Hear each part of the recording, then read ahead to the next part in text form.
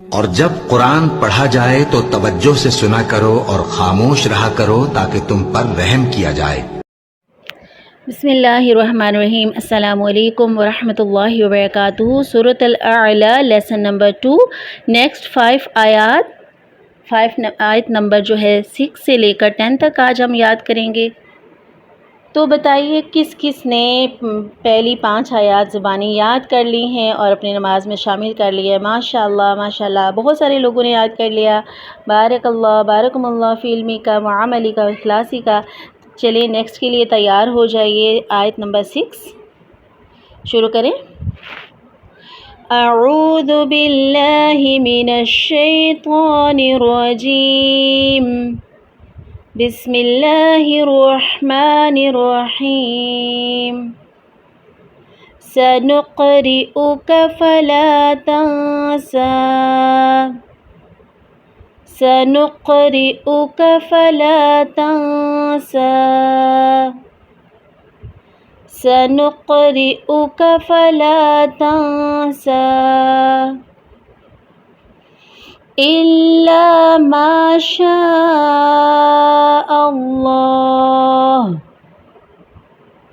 إلا ما شاء الله،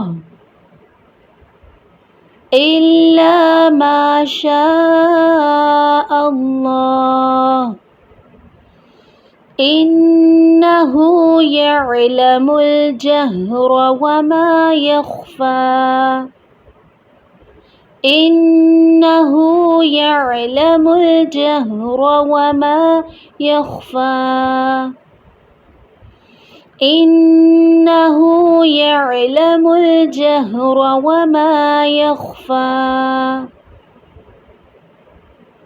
ونيسرك لليسرى، ونيسرك لليسرى،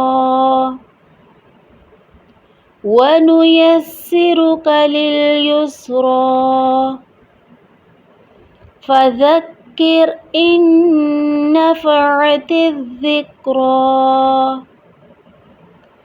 فذكر إن نفعت الذكرى، فذكر إن نفعت الذكرى، سيذكر من يخشى،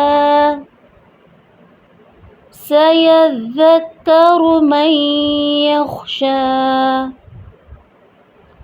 سيذكر من يخشى۔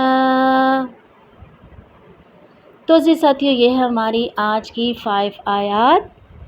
آپ نے بار بار سننا ہے اور بار بار دہرانا ہے اور یاد کرنا ہے، اور کیا کرنا ہے، اور پہلی 5 اور یہ والی 5 یاد کر کے 10 آیات نماز کے اندر شامل کرنی ہے انشاءاللہ۔ ٹھیک ہو گیا؟ ضروری نہیں صرف وطر میں، باقی آپ بھی نمازوں میں بھی اس کو شامل کر سکتے ہیں۔